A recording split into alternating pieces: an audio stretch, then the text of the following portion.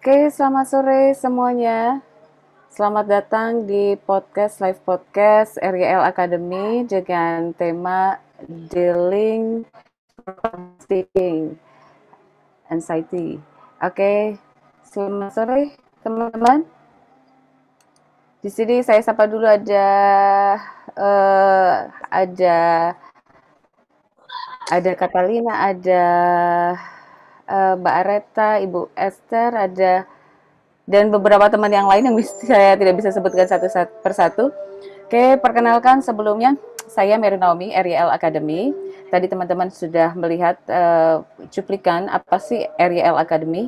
RYL Academy adalah sebuah lembaga pengembangan sumber daya manusia yang berbasis dengan atau berdasar dengan pengembangan mental dan karakter. Dan sore hari ini adalah podcast kita yang kesekian. Dan hari ini saya akan mengundang pembicara kita adalah pembicara muda, berbakat, yang berpotensi, yang luar biasa. Saya mengenal beliau juga mempunyai banyak sekali prestasi. Beliau juga itu sebagai konseptor dari stand up comedy. Mungkin teman-teman di sini pernah melihat atau menonton Suci 1, 2, 3 gitu ya. Dan ini adalah salah satu konseptor dari stand up comedy. Ya, beliau sudah banyak sekali berkecimpung di dunia entertain dan luar biasa. Saya sambut dengan kita sambut dengan sangat meriah Bapak, saya mau panggil Bapak, belum belum masih muda sekali. Jadi saya panggil Mas aja, Mas Dimzi. Oke, halo selamat sore Mas Dimzi. Mau panggil Bapak juga masih muda banget nih. Jangan dong. Jangan Jangan ya, dong. jangan ya. Iya. Oke. Halo selamat sore Mas Dimzi, apa Halo, selamat kabar? sore. Baik. Oke. Baik. Ini Apa kabar Miss Mary? baik, luar biasa, sehat. Ya, sehat lah ini. Oke, Mas Dimzi, ini posisi di mana nih Mas Dimzi? Lagi di kantor kebetulan. Luar biasa, masih beraktivitas tapi masih masih juga mau bergabung berbagi Terima berbagi ilmu kasih. dengan teman-teman yang ada di sini. Nah, Mas, kan kita lagi tema kita sore hari ini itu adalah bagaimana sih cara mengatasi kecemasan untuk berbicara di depan umum, dan saya tahu sekali Mas Dimzi ini bergelut di bidang entertain yang lebih banyak ketemu dengan orang, kemudian jadi konseptor stand up comedy di mana orang stand up comedy juga harus ya harus bisa berbicara di depan umum gitu. Nah, Betul. Nah, gimana gimana? Boleh nggak di-sharing gimana masuk di dalam dunia ini, kemudian apa sih sebetulnya manfaatnya dari public speaking ini? Karena kan Oke. luas banget ya. Iya, betul. Hmm, hmm. Kalau misalkan dibilang kenapa bergabung, pertama sih awalnya sebenarnya kenapa bergabung dengan dunia stand up comedy itu karena memang pada basicnya suka bercanda. Pasti Oh, rata-rata semua yang pada masuk ke stand up comedy itu rata-rata suka bercanda atau suka dengan dunia komedi sebenarnya. oke, oke. Sampai mereka sampai pada akhirnya tiba-tiba di titik di mana oh, ternyata berdiri di depan orang itu nggak gampang ya. Oke. Berdiri di depan orang banyak, apalagi ditambah kita punya uh, keharusan untuk melucu. Hmm, Nah itu tuh menyampaikan sesuatu yang ujungnya harus membuat orang lain tertawa, itu punya tanggung jawab tersendiri kan pastinya. hmm, Nah hmm. dari situ akhirnya saya coba merasa bahwa oh ternyata nggak mudah ya gitu, dan ternyata balik lagi kan kalau ujung memang buat orang ketawa, tapi balik lagi kita semua kan harus kembali ke dasar kan ya, kembali ke Hmm, basic awal itu adalah public speaking. Dari hmm. situ saya merasa bahwa wah ternyata uh, melucu tadi untuk mencoba untuk menggali kira-kira public speaking yang menurut saya paling bagus seperti apa gitu. Hmm. Oh, oke. Jadi yang paling mendasar sekali ternyata ternyata untuk berbicara di depan umum itu bukan suatu hal yang mudah, apalagi ngelucu. Artinya Betul, orang mengajak orang untuk tertawa gitu kan ya. Kita nggak pernah tahu latar belakang mereka lagi punya masalah apa, tapi harus betul. ketawa kan gitu Iya, kan ya. iya, Nah, iya. ini menarik sekali. Mas Dimzi, pada kesulitan apa sih untuk apa namanya untuk berbicara di depan umum itu kesulitannya apa? Ternyata nggak mudah itu yang nggak mudah itu apa? Oke, sebenarnya kan berbicara di depan umum itu banyak ya case-nya. Mungkin ada yang berhubungan dengan pekerjaan, ada yang berhubungan dengan uh, lingkungan atau Hmm. pertemanan. Biasanya kan kalau nongkrong itu pun sebenarnya nongkrong terus speak up di tempat nongkrongan aja atau di tempat kumpul teman-teman aja itu adalah sebuah bagian dari public speaking menurut saya karena membutuhkan mental yang cukup juga di situ. Hmm. Membutuhkan mental yang menurut saya itu harus kan ada juga yang tempat tongkrongan yang kadang nggak berani untuk ngobrol, nggak berani untuk ya lebih lebih pasif lah gitu.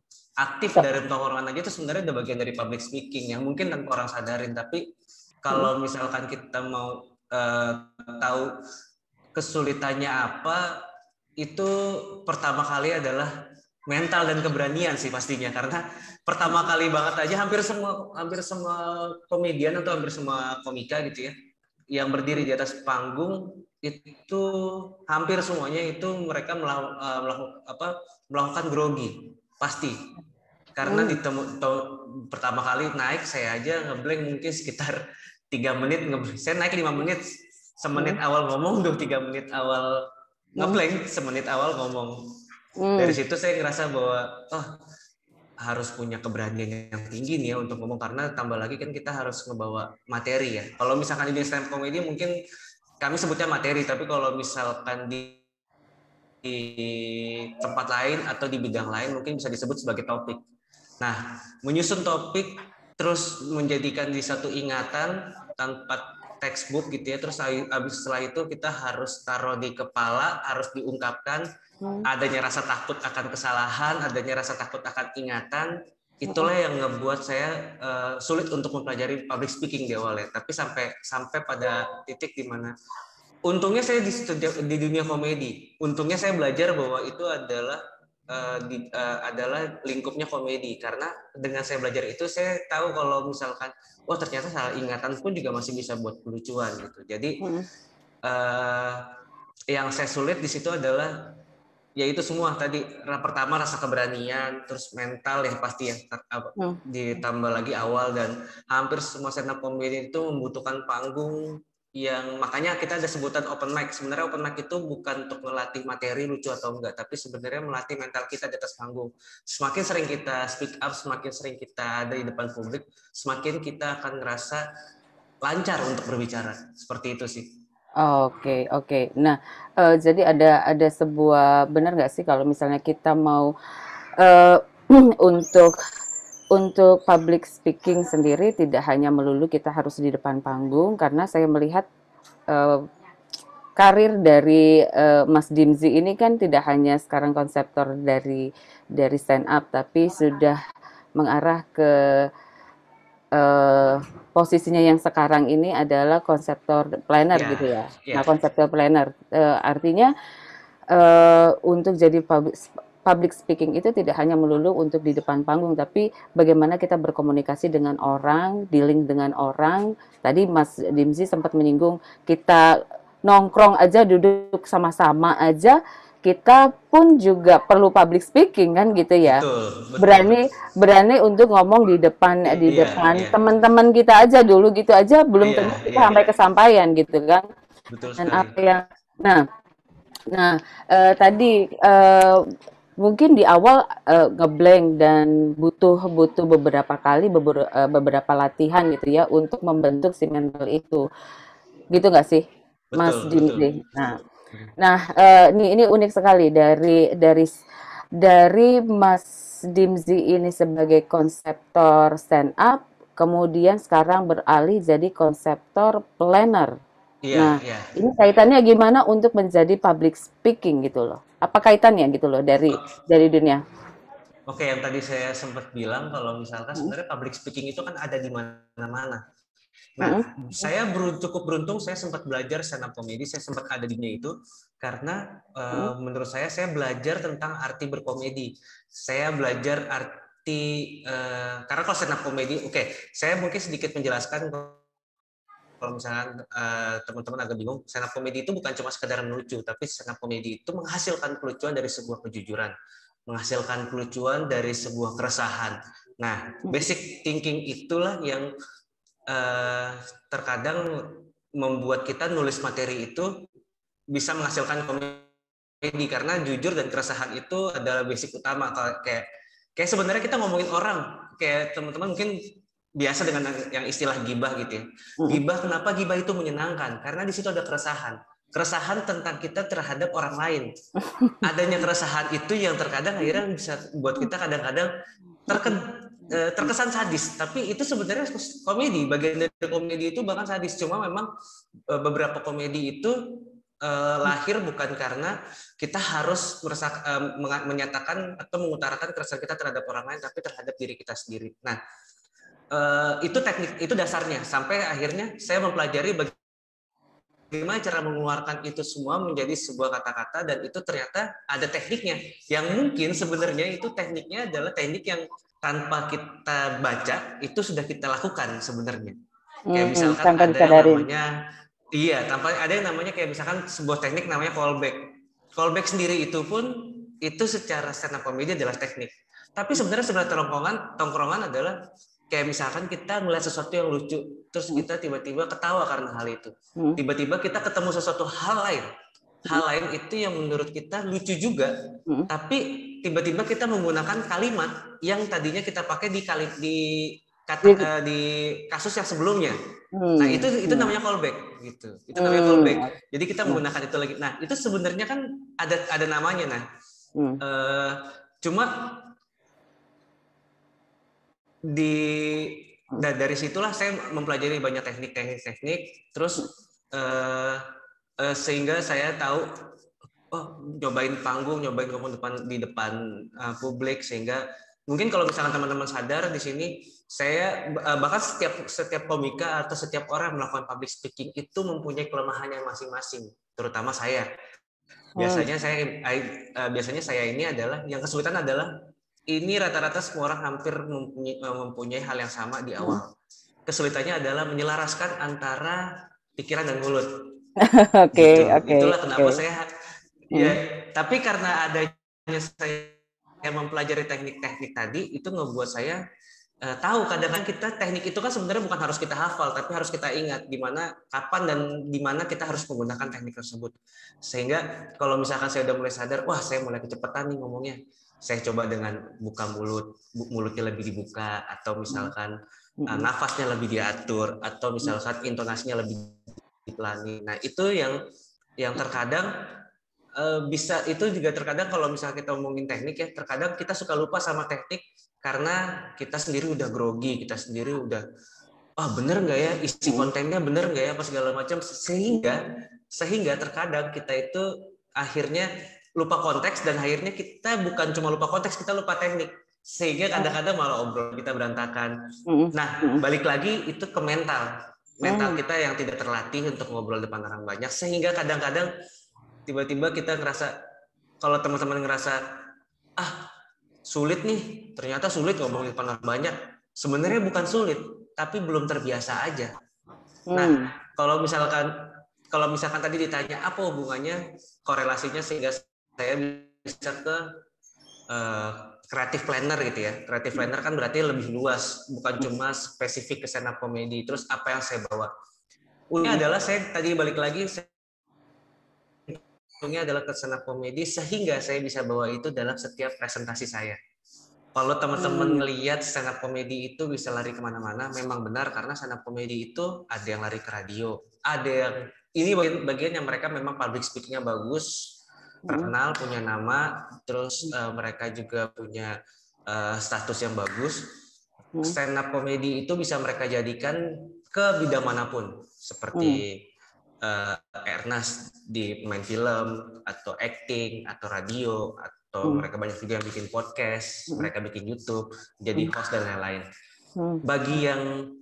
Tapi yang orang-orang kurang tahu, bagi yang mungkin punya materinya kurang apa segala macam, ya mungkin kadang-kadang teman-teman anggap kurang lucu nih kalau stand up gitu.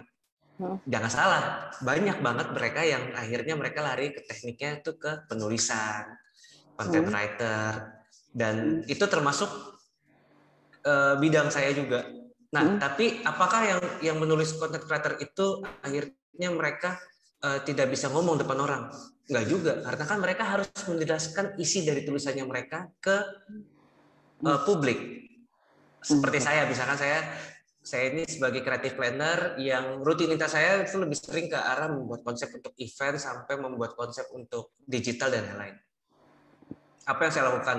Pastinya saya harus presentasi, menjelaskan isi PowerPoint saya kepada orang lain, menjelaskan isi dari ide-ide saya kepada orang lain. Oke. Nah, itulah yang membuat saya akhirnya nyambung. Terus kalau misalnya tanya korelasinya, akhirnya apa? Kebayang nggak dengan adanya saya stand up comedy, kadang-kadang saya bisa ngebuat sebuah presentasi itu yang tadinya klien kaku-kaku, kadang-kadang saya bisa kayaknya seru nih kalau misalkan saya ajak bercanda, kayak seru nih kalau misalkan Ice saya breaking ajak, gitu ya. iya gitu. Jadi saya tahu titik-titik ice breakingnya lebih enak di mana. Gitu. Oke. Jadi ada nilai lebih lah dengan mengetahui dunia stand up Betul. comedy sekarang masuk ke konseptor planner gitu ya. Nah, Betul. tadi yang menarik adalah sebetulnya lagi-lagi kita ngomongin masalah ternyata public speaking itu bukan hanya melulu kita berbicara di atas panggung, berbicara di depan umum seperti ini, tapi mungkin teman-teman di sini kan mempunyai latar belakang yang berbeda-beda yang membutuhkan sebetulnya public speaking itu artinya kan kita juga bagaimana menjelaskan apa yang menjadi ide kita untuk disampaikan untuk ke klien kita. Mungkin teman-teman di sini ada yang mempunyai bisnis atau apapun itu gitu ya untuk memperdagangkan. Jadi public speaking, cara kita berkomunikasi dan kembali lagi masalah mental. Nah, gimana caranya Mas Dimas dari yang mungkin sebelumnya nggak pede, terus tiba-tiba harus sekarang udah kemana aja dan bertemu dengan siapa aja, jadi pede aja, bahkan jok-joknya itu kan nggak semuanya terus bisa diajakin bercanda gitu kan ya. Kan belum tentu. Nah, dari yang sebelumnya nggak pede sampai akhirnya jadi pede itu gimana prosesnya? Karena ini kan ada kaitan yang sebenarnya yang saya ingin sampaikan juga nih. Sabar nggak nih kira-kira?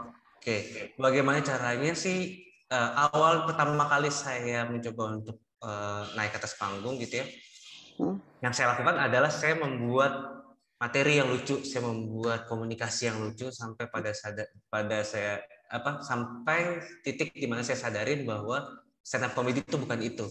Sampai akhirnya saya mencoba untuk jujur. Jadi pada dasarnya adalah kenapa kita mentalnya bisa kuat? Karena kita jujur. Jujur dengan apa yang kita bicarakan. Karena terkadang kita nggak akan pede dengan hal-hal yang sebenarnya gini. Mungkin memang ada beberapa orang yang pede kalau misalkan yang melakukan kebohongan dengan alasan-alasan tertentu. Tapi akan ada titik di mana Miss Mary pasti tahu. Ada titik di mana mereka ngerasa bahwa kita pun juga tahu di mana kayaknya ini bohong nih. Karena akan ada ketidakpercayadirian. Entah dari topik, entah dari nada suara, intonasi dan lain-lain. Tapi pertama kali yang saya coba jujur. Pertama jujur dari bicaraan. Yang kedua adalah jujur dari ya kayak misalkan kenapa saya bilang banget pertama kali jujur. Karena gini. Bahkan kita bilang bahwa kadang-kadang kita di atas panggung terus kita mencoba untuk ngomong panjang lebar tapi terus tiba-tiba kita bilang bahwa sebenarnya saya nggak pede nih ketemu gitu. Nggak pedenya ketemu siapa? Misalkan nggak pedenya ketemu misalkan lagi presentasi. Sebenarnya mas saya nggak pede kalau misalkan dilatih sama bapak gitu. Saya takut pakaian saya salah nih atau salah atau benar. Biasanya kan ada beberapa orang yang mencoba untuk naik atau misalkan kayak ayo dong kasih speech dong, kasih apa dong segala macam. Nah, itu kan biasanya yang dicoba dilontarkan adalah kejujurannya. Gitu. Nah, dengan banyaknya ngobrol di depan orang, itu pun sehingga membuat kadang-kadang kita bisa tinggal memetakan aja kejujuran apa yang mau kita sampaikan. Kadang nggak semua kejujuran bisa kita sampaikan. Gitu. Kita tinggal dari situ aja. Nah, itu jujur, pertama jujur dengan memang kita kurang nih gitu. Teman-teman mohon maaf ya kalau misalkan ngomongnya belibet, ngomongnya kecepatan atau apa. Nah, kenapa jujur? Karena akan berpengaruh kedua, yaitu membuat diri kita tenang. Gitu sampai akhirnya saya udah jujur ya udah sebodo amat. Oke. Jadi menjadi untuk bisa percaya diri dari Mas Dimsi sendiri adalah lebih mengenali diri sendiri, Betul. jujur, jujur artinya mengenali diri sendiri apa adanya dengan diri sendiri gitu ya. Iya, iya. Oke. Nah, itu enaknya stand up comedy sih, Miss Mary, karena stand up comedy itu mengajarkan kita untuk mencari tahu sebenarnya kita tuh siapa sih, kita tuh apa sih yang kita lakukan, apa sih yang seringnya. Nah, itu yang akan jadi topik. Jadi kalau Oh, misalkan teman-teman mau belajar public speaking, apa harus mulai dari stand up comedy? Nggak usah. Atau apakah memang harus saya mulai dengan naik di atas panggung? Nggak usah juga. Kan pasti kita punya keluarga, punya teman. Kita cobain aja untuk menceritakan apa yang ada. di Belajar dalam. untuk iya, apa yang ada, apa yang kita ceritain. Terus gimana caranya kita berdamai dengan diri sendiri. Itu yang paling Oh, penting. oke, sip. Nah, Karena ini kalau berdamai kan kita bisa ceritain dengan luas gitu ya. yes, yes, Gitu. yes. Nah, untuk berdamai sendiri ini kan artinya kan butuh yang namanya pengenalan terhadap diri sendiri gitu kan ya. Betul. Kenal terhadap diri sendiri. Nah, ini buat teman-teman yang mungkin yang belum tahu apa itu RGL Academy. Nah, untuk mengenal diri sendiri, kita Mas Dimzi, kita ada program yang namanya 30 Days High Impact, di mana di dalam program ini, di mentoring selama 30 hari ini, kita belajar bagaimana untuk mengenali diri kita sendiri, kita tahu apa yang mau kita, atas tujuan kita. Mungkin sebelumnya teman-teman, saya sempat ngobrol-ngobrol nih sama Mas Dimzi, bahwasanya Ah, untuk mendorong apa sih yang membuat jadi percaya diri, ada sesuatu keinginan yang lebih besar dari hanya sekedar tidak percaya diri, yang membuat betul. akhirnya Mas Dimzi ini terus terus akhirnya berlatih berlatih menjadikan sebuah habit sehingga bisa berbicara di depan umum, sehingga jadi terbiasa gitu ya, jadi habit, jadi percaya diri gitu kan ya. Betul, betul. Nah, Betul. nah, nah, tapi untuk mengetahui apa yang menjadi keinginan kita dan menjadi tujuan kita, itu kan kita juga perlu tahu. Kayak Mas Dimzi kan, saya tahu mau jadi apa dan bagaimana, sehingga tidak percaya diri ada mungkin. Grogi itu pasti 11 12 anak bersaudara dengan tidak percaya diri kan Iya, gitu ya. iya. Gitu kan ya. Eh, pada saat ya saya nggak percaya diri, ya saya agak grogi nih, tapi ada keinginan dan tujuan yang lebih besar itu yang membuat Mas Dimsi ini lagi dan lagi dan lagi, yang membuat menjadi sebuah sebuah latihan dan kebiasaan gitu ya. Iya, Nah, menarik menarik menarik. Artinya kita juga harus tahu yang namanya diri kita, diri kita, mengenal tadi yang Mas Dimsi bilang, jujur terhadap diri kita. Karena Mas Dimsi, saya lihat ini kalau ngeliatin peserta sore hari ini nih, pastinya dari latar belakang yang berbeda-beda. Ada yang mungkin bisnis, ada yang karyawan. Bagaimana menurut pandangan Mas Dimsi, betul. kalau public speaking untuk karyawan, public speaking untuk penting nggak sih public speaking sebagai karyawan, public speaking untuk sebagai em, eh, yang punya bisnis? Menurut Mas Dimsi Ah, gimana? kalau menurut saya itu penting banget. Pastinya kalau misalnya terlebih buat Hmm, teman-teman yang karyawan gitu ya. hmm, Oke, saya juga pernah ada di dunia sales gitu ya. Pernah ada di kayak sales kartu kredit dulu waktu baru lulus. Terus saya hmm, juga pasti diajarin yang namanya untuk belajar menjual barang apa segala macam. hmm, hmm, Kembali lagi itu kan sebenarnya bagian dari public speaking, di mana hmm, kita mungkin teman-teman jangan sampai terpaku bahwa public speaking itu hanya berbicara di depan publik. hmm, Tapi balik lagi kalau misalkan bicara one on one aja itu kita kadang-kadang uh, gagu, kadang-kadang kita sendiri kita kesulitan. hmm, hmm, Bagaimana mau ngobrol sama orang banyak? Bagaimana nambah 2, 3, 4, hmm. 5 dan Oke. Hmm, lain-lain. Terus balik lagi, kita banyak banget dapat teknik dari orang-orang. Mungkin teman-teman bisa ngeliat teknik public speaking di YouTube, itu banyak banget yang ngasih itu, dari pengolahan nafas segala macam, dari teknik dan intonasi. Tapi kembali lagi, kita semua tuh punya karakter masing-masing saat berbicara.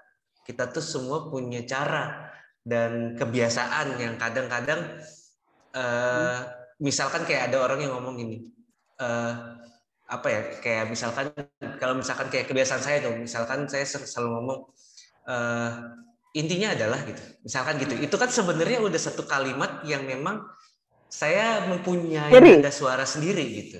dan ciri mungkin. dan tapi terkadang kenapa harus kenal diri sendiri, karena terkadang kita memaksakan intonasi, karakter, kebiasaan orang lain yang kita lihat, Kita copy paste gitu. copy paste. Balik lagi, belajar teknik itu bagus, tapi menempatkan teknik itu lebih bagus, karena nggak semua teknik harus dikeluarin.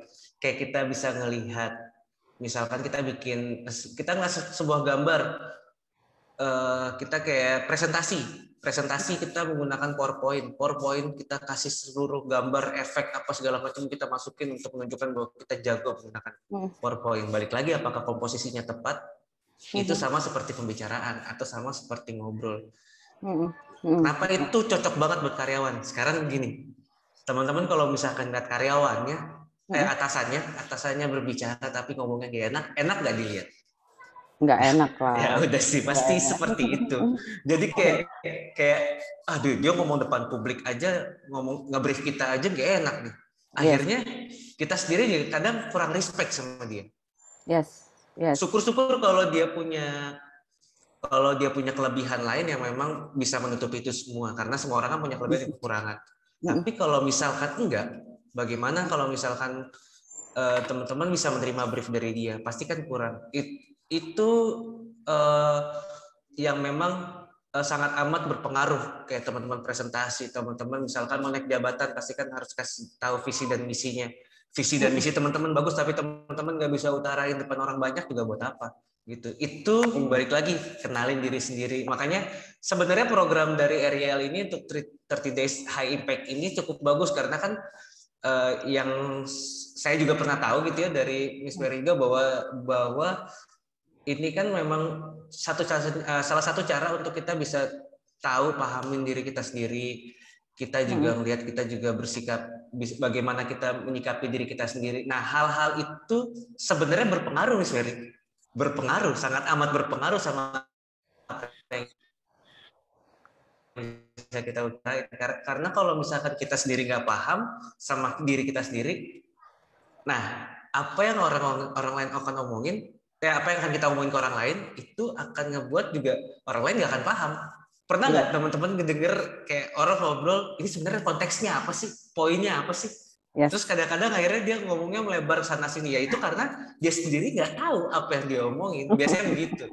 Karena dia sendiri nggak tahu dia tuh mau ngomong sebagai apa, sebagai siapa, gitu sih. Yes, make sense ya. Menarik banget.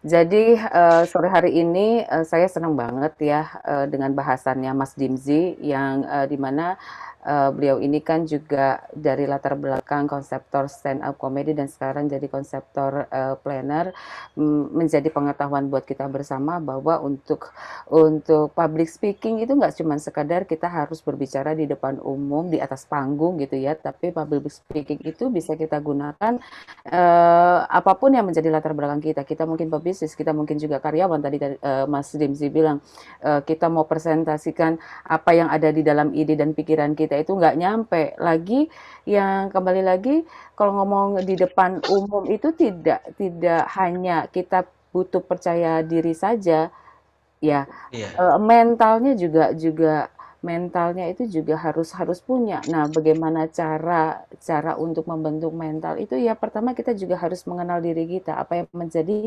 kelebihan dan kekurangan kita, apa yang menjadi ciri khas tadi ya. Ciri khas tadi. Kalau misalnya Mas Dimzi itu setiap kali ngomong intinya gitu kan ya. Kalau Maria Teguh, nah kalau Maria Teguh apa ya gitu ya. Ya seperti itu ya, punya cirinya masing-masing. Kalau kalau saya lagi-lagi gitu.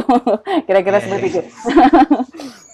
Nah, sebelum bahasan kita makin seru nih, dari sini ada yang barangkali ingin bertanya terkait gimana sih cara untuk mengatasinya. Tadi sudah terjawab oleh Mas Dimzi kalau misalnya public speaking harus pede, tapi lagi harus jujur dan lebih mengenal terhadap dirinya sendiri. Nah, ada yang mau bertanya sampai di sini teman-teman? Saya mau tanya. Oke, siap. Ini ada Mbak Reno Widya dari Solo. Ya. Public speaking. Gini Kak, saya kan punya ini ya, personel untuk presentasi ya, untuk pitching presentasi nih. Kadang ya itu tadi mereka kan harus punya rasa percaya diri. Betul. Mereka sudah ada nih rasa percaya diri, terutama yang masih baru-baru. Nah ini pada saat dia menjelaskan sesuatu di depan umum di publik gitu kan. Nah ini dia gimana sih cara ngatasin nervousnya dia, terus sehingga apa yang sudah dihafalkan itu ngeblank kayak gitu. Nah, ini untuk yang pemula ya. Jadi kan tidak semua orang punya feel ya atau seni dalam menyampaikan sesuatu. Jadi kan kalau orang menyampaikan sesuatu itu kan pertama harus percaya diri, yang kedua harus yakin dengan apa yang disampaikan, walaupun itu mengarah ke bohong katakan. Kan banyak tuh yang ngomong bohong, tapi kalau wajahnya itu so many attractive, terus dia juga sangat-sangat percaya gitu ya dengan apa yang diomongkan sehingga membuat orang tertarik nih. Nah, apalagi kalau tentang asuransi ya, wah asuransi begini begitu kan. Nah, ini untuk yang pemula ini terutama, bagaimana sih mengatasi nervous itu pada saat di depan, mengatasi nervousnya itu, terus dia bisa menguasai nih, sehingga kan kelihatan kalau menyampaikan dalam kondisi nervous, dia sendiri nggak bisa menyampaikan sesuatu dengan pede. Maksudnya orang, wah ini nervous, ini apa yang diomongkan ngalor ngidul, nggak kaluan. Nah ini gimana nih cara ngatasinya? Gitu. Oke, terima kasih Mbak Reno, Mbak Widya. Silakan dijawab Mas Binvi. Terima kasih atas pertanyaan tadi. Itu sebenarnya udah level 2 sih sebenarnya dari yang tadi sebelumnya saya bilang. Emang pertama kali untuk nginjak panggung itu memang orang harus yakin dan harus pede, harus kenal diri sendiri. Oke, balik lagi ke yang permasalahan yang tadi Mbak Reno Widya ucapkan adalah atau tanyakan adalah pertanyaan yang bukan cuma solusinya hanya untuk orang nervous. Ini yang saya akan kasih jawaban bukan cuma untuk orang nervous, tapi juga untuk orang over PD. Ada kadang-kadang, iya, ada orang yang over PD yang ngerasa kayak, wah yakin nih, saya pasti bisa ngomong sama depan orang, saya pasti ini yang ditunggu-tunggu sama teman-temannya. Pada titik di mana dia pengen ngomong poin yang penting, tiba-tiba dia ngeblank. Kembali lagi karena dia fokusnya bukan untuk menyampaikan konteks dan materi. Nah, bagaimana orang-orang yang untuk public speaking, terutama public speaking ini bukan speech ya, bukan pidato, yang memang mereka kayak kan kadang juga ada yang ditembak langsung untuk speech. Oke. Nah, itu kadang-kadang hanya butuh keberanian diri untuk mengucapkan. Karena kalau misalkan nggak berani, kadang-kadang dia ngeblank gitu aja, udah nggak mau ngomong aja udah. Gitu. Tapi kalau misalkan dia berani, kalau untuk orang-orang yang ditodong langsung itu untuk dia berani, dia bisa aja ngomong kemana-mana karena dia nggak ada teks. Kadang kedua, ada yang pakai teks yang sifatnya menghafalin, mungkin tadi yang baru Widya bilang, yang dia ngafalin tiba-tiba ngeblank. Karena dia hanya fokus kepada teknik menghafalinya aja. Karena dia fokus kepada menghafalkannya saja. Jadi, kalau misalkan, kenapa saya bilang level 2? Karena ini sudah berkaitan sama teknik, sedikit teknik, di mana yang pertama adalah jangan hafal kata per kata, tapi hafal intinya aja. Itulah kenapa kita dengan hafal intinya aja kita akan ingat, kita bukan hafal. Karena kalau hafal kata per kata udah pasti kita akan ada momen di mana kita lupa. Bahkan walaupun itu kata-kata yang sering diucapkan setiap hari, dari satu hari sampai hari ke-7 mungkin materinya itu aja. Tapi pas saat di hari ke-6 atau hari ke-5 mungkin saat lagi capek atau lelah, Patik ya. Tiba-tiba ini habis ini ngomong apa ya gitu. Tapi kalau kita ingat poinnya aja, itu akan bisa membantu kita. Itu yang pertama. Yang kedua, nah ini salah satu kebiasaan saya nih. Saya selalu mempoin-poinkan segala sesuatunya. Jadi kadang-kadang saya ngomong yang pertama, yang kedua gitu. Itu salah satu kebiasaan saya sendiri. Yang kedua, salah satunya adalah sebelum naik ke atas panggung, nggak ada salahnya. Tadi kan saya bilang ingatnya poin-poin besarnya aja, tapi hafalnya kata per kata. Kalau mau dihafalin, mendingan nggak usah, tapi harus diingat. Tapi sebelum naik ke panggung, nggak ada salahnya dibaca tuh kata per kata, terus dihafalin badannya. Kita ada, kalau misalkan bahasa Indonesianya mungkin lebih enaknya ngebadanin. Jadi sebelum presentasi itu harus dibadanin. Bukan cuma sekedar dibaca, diingat, terus diucapin, terus dihafalin, udah tutup. Bukan. Tapi kita praktekin gimana caranya kita untuk kira-kira kalau kita di atas panggung, kita ngebadanin itu kira-kira kita ngebawanya seperti apa. Anggap karena gini, gestur tubuh, terus gerakan tubuh, kita ada namanya moving forward, kayak misalkan jalan kita ngomong ada kan ngeliat pembicara-pembicara tiba-tiba kalau ngomong dia lebih milih untuk jalan ke depan. Nah itu sebenarnya itu salah satu teknik juga di mana itu kalau jangan salah itu bukan kebiasaan untuk orang ngomong. Kadang-kadang itu justru kebiasaan untuk mengingat.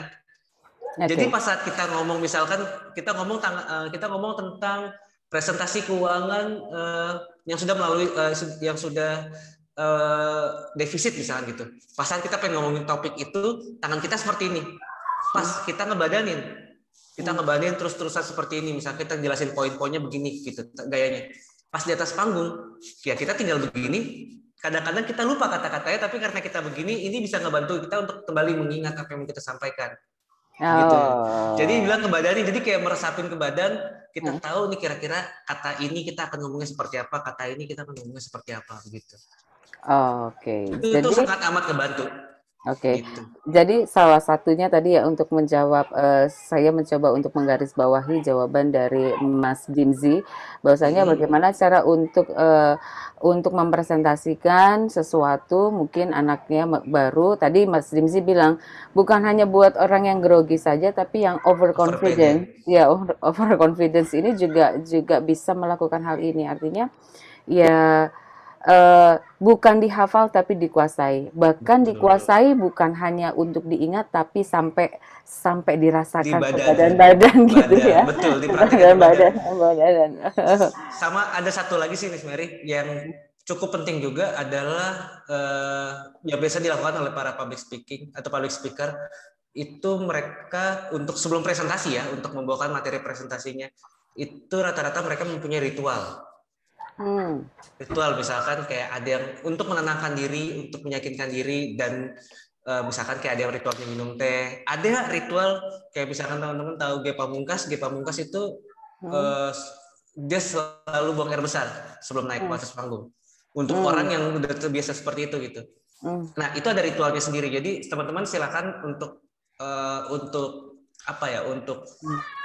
menentukan ritual apa yang ingin teman-teman dapatkan sebelum ngobrol sama orang banyak. Misalkan kayak tadi yang saya bilang minum teh, atau misalkan tadi pemanasan gitu. Ada yang ritualnya nampar-nampar pipi gitu untuk menyatakan diri itu siap.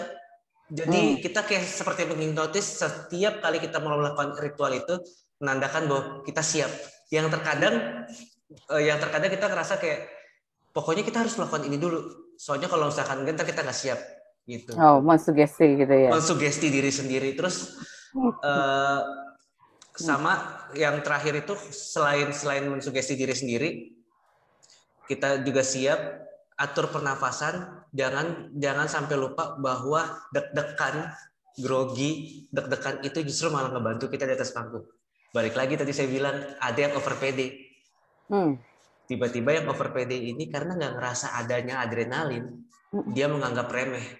Jadi terkadang kita untuk kayak tadi nih aku sebenarnya mau ngobrol begini aja itu cukup adrenalin karena udah lama kan nggak ngebawain materi seperti ini, tapi pas ditanyain itu sedikit deg-degan, sedikit cemas. Jadi yang saya mau ngomong adalah deg-degan, grogi, cemas itu nggak apa-apa, beneran nggak apa-apa. Justru cukup dinikmatin aja. Karena kalau misalkan itu nggak ada, itu akan malah jadi pertanda bahwa kira-kira kita nanti akan ada apa nih saat presentasi. Oke. Menarik sekali. Dengan sebenarnya dengan ada kaitannya nih, Mas Dimzi dengan 30 Days High Impact. Jadi dengan mengenai pengenalan terhadap diri sendiri, bagaimana kita menyiapkan mental kita, kemudian tadi cemas, takut, was-was itu adalah sesuatu hal yang wajar, gitu ya. Ya, namun bagaimana kita mengendalikan mental block ini, ya bagaimana kita merontokkan. Nah, teman-teman bisa dengan mempelajari di 30 Days High Impact untuk urusan mental nih Mas Dimzi. Jadi di 30 Days sekali lagi buat mungkin teman-teman yang baru bergabung ini ngomongin masalah saya menguraikan sedikit, ya mengulang sedikit lagi nih. Jadi yang ngomong public speaking itu tidak melulu kita berbicara di depan di atas panggung gitu ya, tapi public speaking ini sangat bisa digunakan di dunia pekerjaan sebagai Anda sebagai karyawan, mungkin Anda sebagai pelaku bisnis, mungkin Anda sebagai di sini ada yang mempunyai yayasan pendidikan gitu, apalagi yang mempunyai yayasan pendidikan gitu ya. Dan public speaking ini sangat sangat terpakai sekali bagaimana cara untuk berkomunikasi tadi sudah disampaikan oleh Mas Dimzi yang sebagai pelaku public speaking yang sudah kemana-mana nih bahwasannya public speaking ini sangat penting adalah kembali ke mentalnya. Yes, perlu pede, tapi kalau misalnya ada grogi, cemas, takut, nggak perlu khawatir dengan hal itu. Justru itu sebagai warning system kita, gitu ya Mas Dimzi ya. Betul sekali. Itu menjadikan warning system kita. Nah, bagaimana kita, tapi kalau misalnya cemas saya selalu berlebihan atau grogi saya selalu berlebihan, begitu, bagaimana cara untuk mengatasinya? Nah, kalau saya boleh sarankan, Anda bisa dengan cara mengenali diri Anda sendiri. Gimana cara untuk mengenali diri sendiri? Anda semakin mengenal diri Anda sendiri, Anda makin tahu tujuan Anda. Jadi grogi atau tadi saya bilang tidak percaya diri itu mungkin ada, tapi keinginan dan tujuan Anda jauh lebih besar itu yang mendorong, yang menjadi power untuk Anda mencapai sebuah tujuan yang Anda inginkan. Gitulah kira-kira ya, Mas Dimzi. Betul, betul. Menarik banget nih. Jadi semuanya itu ada kaitannya dengan public speaking, dengan mental. Kecemasan itu berkaitan juga dengan mental, bagaimana kita cara mengendalikannya dan menjadikan si cemas grogi itu menjadi warning system kita supaya tidak overconfidence malah ngeblank dan nggak tahu ngomong-ngomong apa kan gitu, dan itu pun Betul terjadi, sekali. itu realitanya loh Iya, teman-teman, itu iya. realitanya. Wow, luar biasa. Oke, sebelum ada penjelasan lagi, barangkali ada teman-teman yang mau bertanya. Ada lagi yang mau bertanya? Oke, di sini ada kayaknya yang sudah buka kamera. Saya lihat dulu. Buka kamera ada Mbak Esi, Mbak Esi. betul? Oke, Mbak Esi. Ya, ada yang mau ditanyakan Mbak Esi? Aku boleh tanya, Mas Dimzi? Boleh dong, boleh tanya. Selamat Boleh. sore. Selamat Sore. sore. Tadi ada masalah tentang kejujuran. Kejujuran apa ya? Seperti apa ya kalau di public speaking itu yang ini? Oke, ada itu? Iya. Sudah. Oke, kejujuran ya tadi saya bilang mungkin terkadang kita tuh begini. Kenapa saya bahas kejujuran? Karena terkadang kita merasa sebagai public speaker atau sebagai orang-orang yang ditunjuk untuk speech atau berbicara depan umum, terkadang kita merasa bahwa diri kita itu penting. Terkadang kita merasa bahwa semua orang akan mendengarkan kita. Kita selalu melihat itu adalah pribadi yang seperti itu untuk orang-orang yang ada di atas panggung, atau misalkan untuk orang-orang yang ada di depan orang umum, atau misalkan dia melakukan speech dan lain-lain. Cuma untuk orang-orang lainnya, tanpa kita sadarin saat kita naik ke atas panggung itu, kita membawa diri kita sendiri. Kenapa saya balikin kejujuran? Terkadang kita menempatkan diri sebagai mereka. Kita menempatkan diri sebagai orang-orang yang menurut kita adalah orang-orang, kita ngambil contoh deh sekalian gitu. Kita ngambil contoh misalkan kita selama ini selalu melihat kita ini selalu melihat orang-orang misalkan Mario Teguh misalkan gitu. Nah, saat kita mencoba, ayo dong kasih speech dong, kasih motivasi. Nah, kita melihat role play kita hanyalah Mario Teguh. Kita pada dasarnya kita kira di atas panggung, pas saat kita melakukan speech, kita memaksakan diri untuk memberikan quotes. Kita memaksakan diri untuk memberikan pemahaman yang terkadang nggak cocok sama diri kita sendiri. Yang kalau turun panggung kayak, apaan sih lo tiba-tiba di atas panggung seperti itu gitu. Nah, itulah menurut saya dari awal bahwa mentalnya adalah kenapa saya bilang kejujuran seperti apa. Kejujuran yang memang jangan sampai lupa bahwa saat naik ke atas panggung ataupun saat ngobrol sama orang lain, kalian bukan orang lain. Kalian diri kalian sendiri. Teman-teman adalah diri teman-teman sendiri. Jadi kejujuran itulah yang maksudnya kenapa saya mention itu, karena memang ada beberapa orang yang mereka memaksakan diri untuk menjadi idolanya, memaksakan diri untuk menjadi karakter-karakter yang memang itu menjadi favorit mereka, sampai lupa untuk yang tadi saya bilang, sampai lupa untuk menceritakan tentang dirinya sendiri, sampai lupa untuk menceritakan tentang cara ngobrolnya seperti apa gitu.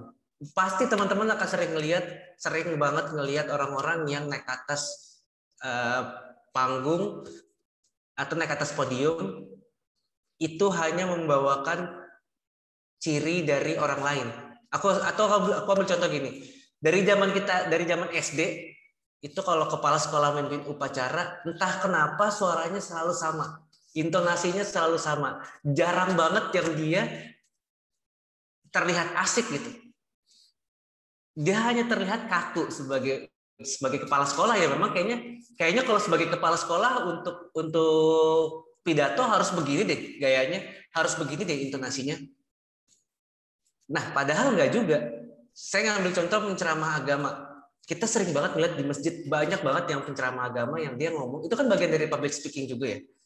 Intonasi dan cara bicaranya itu semua hampir sama, bahasanya hampir sama, makanya sering banget menjadi stereotype. Tapi balik lagi kalau misalkan kita lihat yang di TV, yang diundang-undang ke TV itu rata-rata yang mempunyai karakter berbeda. Jarang banget yang karakternya sama. Kenapa? Karena mereka tahu cara ngomongnya seperti apa.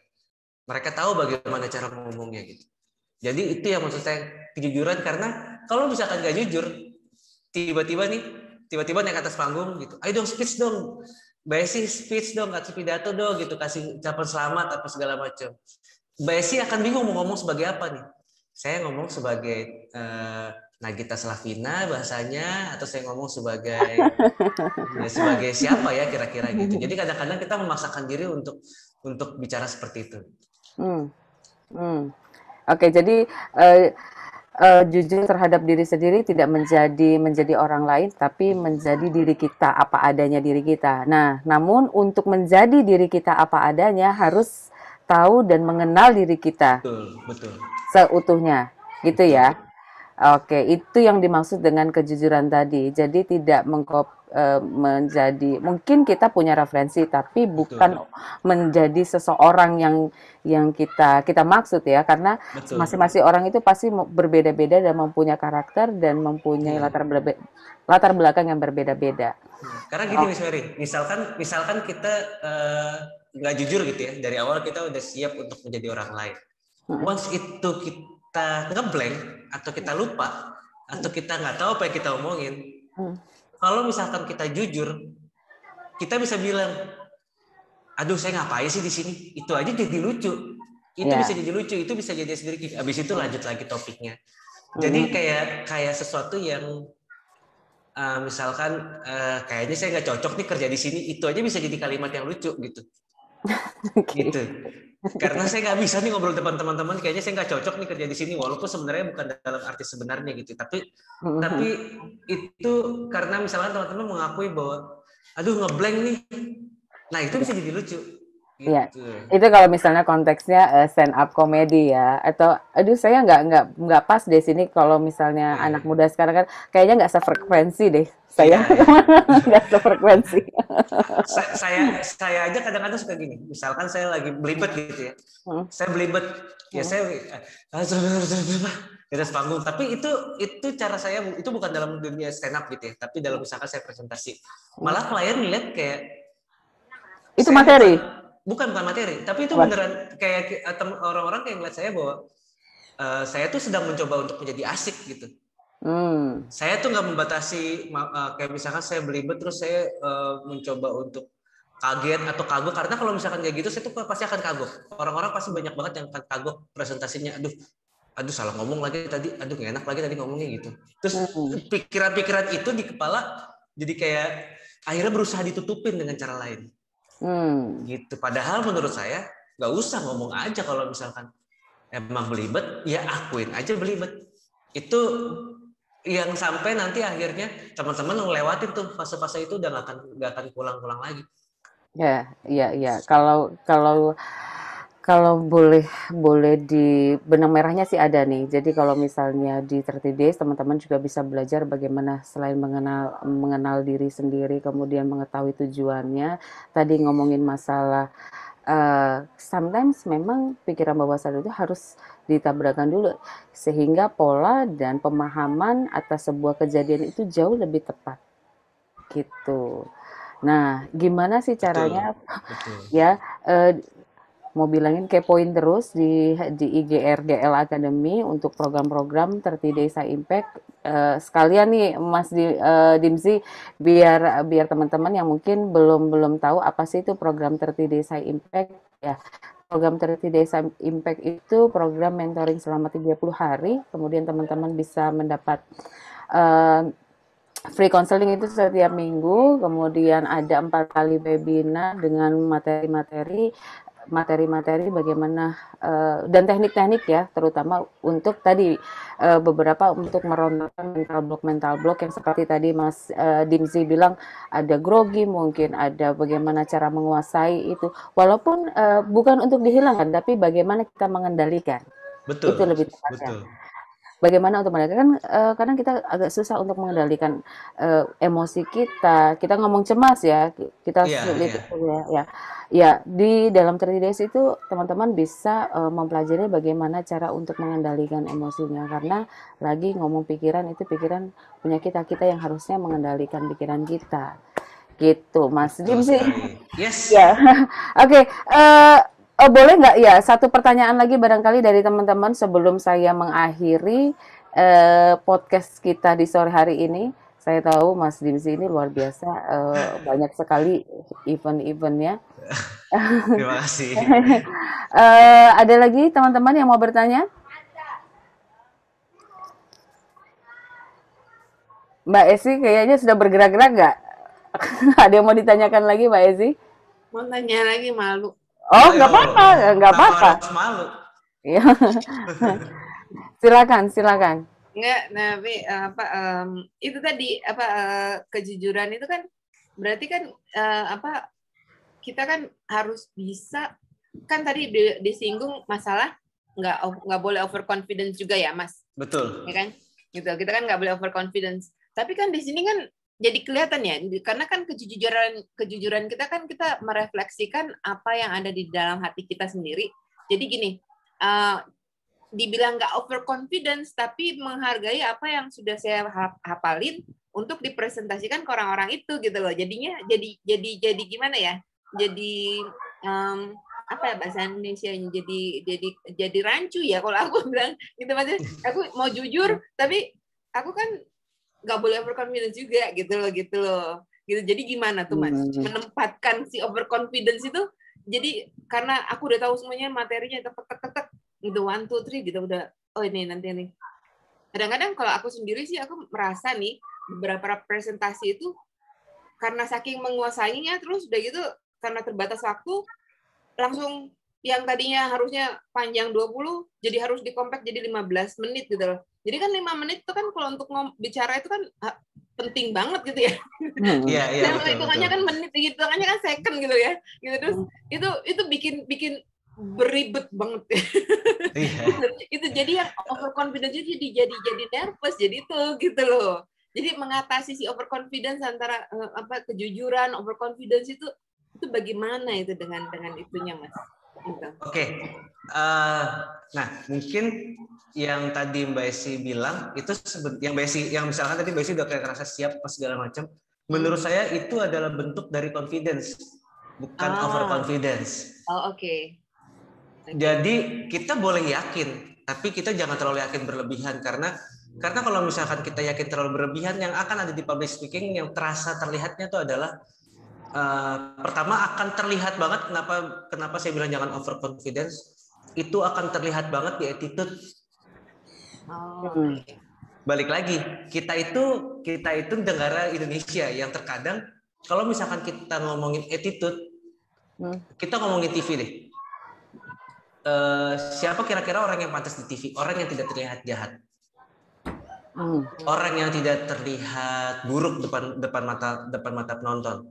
Itu apapun yang akan diucapin, apapun yang akan dilakuin, komedian apapun yang kalau komedian ini dia terlihatnya komedian baik-baik aja, ya dia akan terlihatnya bagus. Kita akan mau ketawa. Tapi saat once kita terlihat percaya diri, attitude kita pasti akan berpengaruh, guys. Itu yang maksud aku. Jadi kita confidence boleh, kita yakin dengan materi kita, tapi jangan over, karena over itu akan berpengaruh kepada attitude kita, di mana attitude kita yang terkadang bersifat menggurui.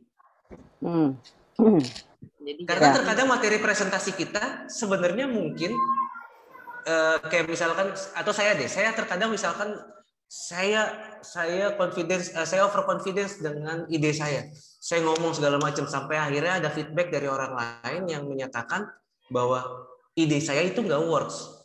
Tapi karena saya over confidence, saya akan patahin argumennya dia dengan memaksakan argumen saya. Itu satu.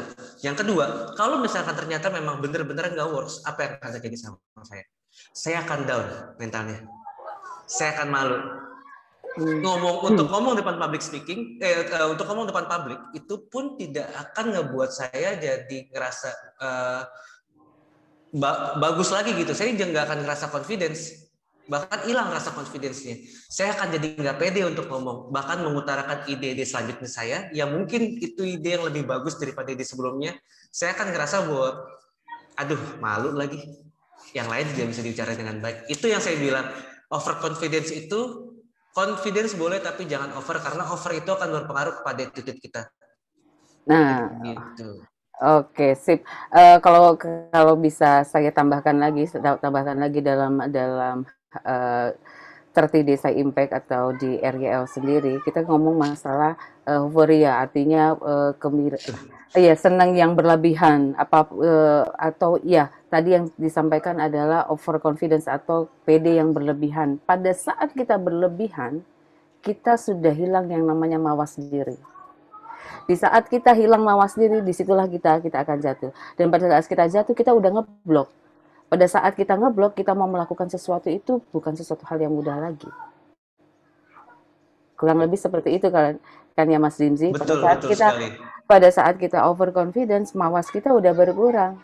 Pada saat kita nggak mawas, mudah sekali. Jadi grogi bahkan sampai dengan over itu juga harus ada kontrolnya. Betul. Bagaimana kita mengendalikan? Balik lagi kita bagaimana untuk ngobrol di depan umum atau ngobrol dengan 2-3 orang, mungkin kita kesulitan, ada rasa cemas untuk menyampaikan ide kita. Betapa nggak enak ya kita mau menyampaikan ide tapi kita terbatas dengan ada rasa cemas, rasa nggak nyaman, nggak pede. Ini sesuatu hal yang mungkin menjadi konflik di batin kita. Nah, salah satu caranya adalah dengan kita mengenali diri kita dan bagaimana cara untuk mengontrolnya.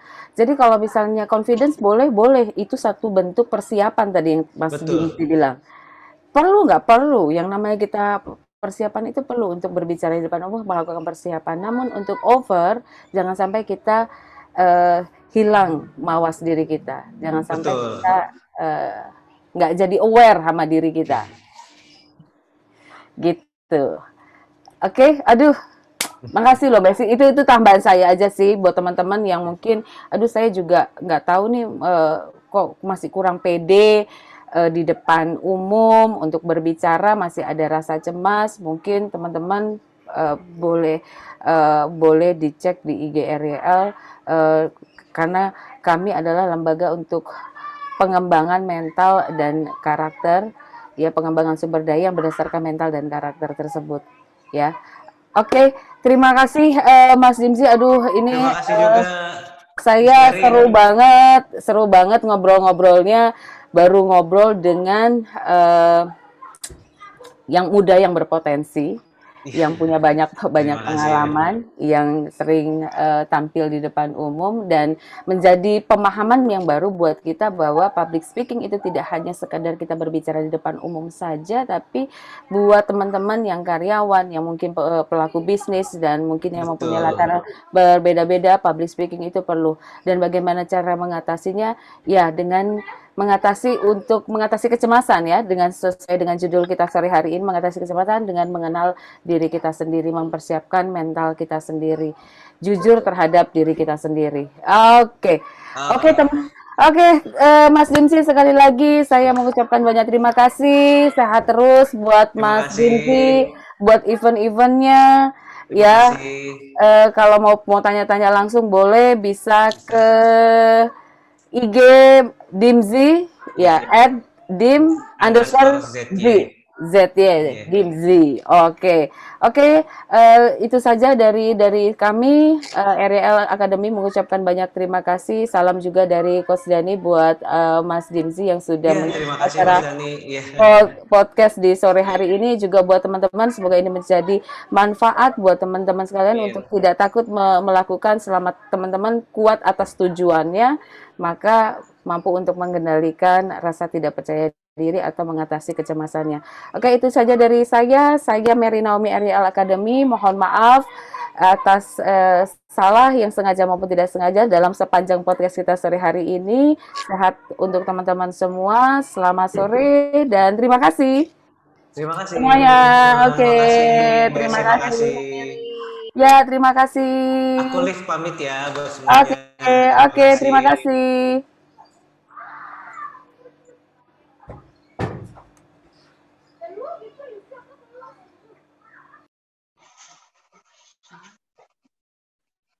Sabtu